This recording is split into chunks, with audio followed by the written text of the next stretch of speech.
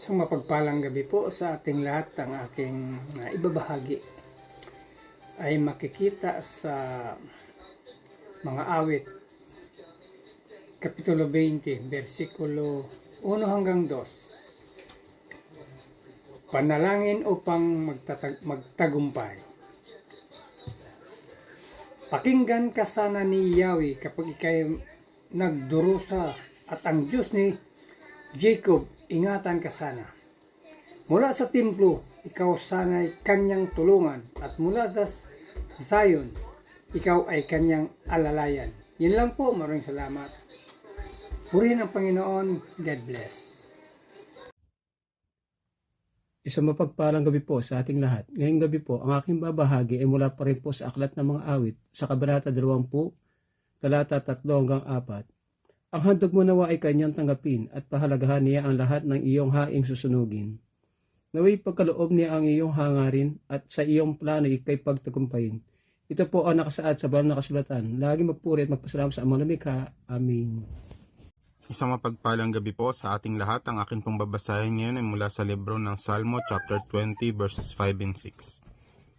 Sa pagtatagumpay mo, kami ay sisigaw sa kagalakan at magdiriwang na nagpupuri sa ating Diyos. Ipagkaloob nawa ng Panginoon ang lahat mong kahilingan. Ngayoy alam kong ang Diyos ang nagbibigay ng tagumpay sa haring kanyang hinirang. Sinasagot niya mula sa banal na langit ang kanyang dalangin, at lagi niyang pinagtatagumpay sa pamamagitan ng kanyang kapangyarihan. Amen. God bless po.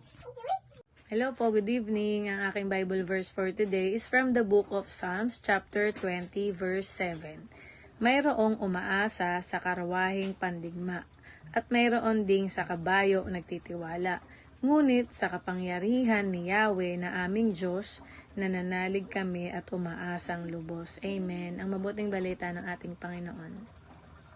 So muli po, ang pagpapala ay nagmumula po sa Panginoon, at purihin ang Panginoon sa bawat araw na tayo ay patuloy niyang binibigyan ng pagkakataon na may buhay, may hininga sa bawat araw.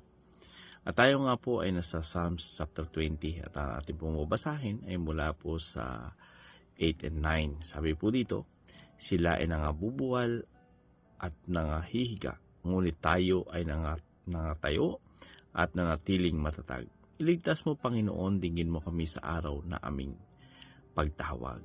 So dito makikita po natin na yung nagtitiwala po ng mga tao dun sa kanilang sariling lakas, sa anumang sandata, sa kanilang mga koneksyon, o sa anumang kapangyarihan, ito po ay bumabagsak.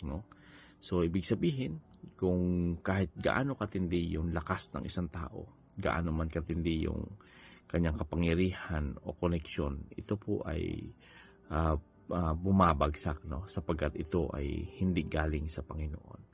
So dito makikita natin na yung sigaw ng psalmist ay iligtas mo kami, Panginoon. So ibig sabihin dito maliwanag sa psalmist na napakahalaga talaga ng tulong ng Panginoon. At alam niya na yung Panginoon ang nagkakaloob ng tagumpay.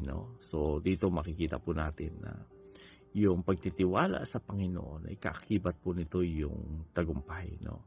Sapagkat maraming paraan yung tao para magtagumpay, pero ang lahat po ay bumabagsak. Pero yung katagumpayan na galing po doon sa Panginoon, ito po ay hindi po babagsak, sapagkat ito po ay mula sa isang makapangyarihang Diyos. So ano po yung sinabi niyan? At dito makikita din po natin yung kaibahan ng takbo ng buhay ng nagtitiwala sa Diyos at hindi nagtitiwala.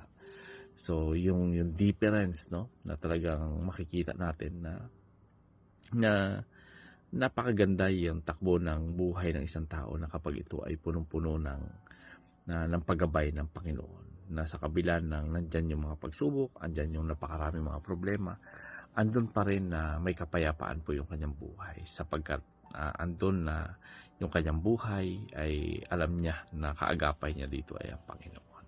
So muli po, purihin po muli ang Panginoon, and God bless everyone.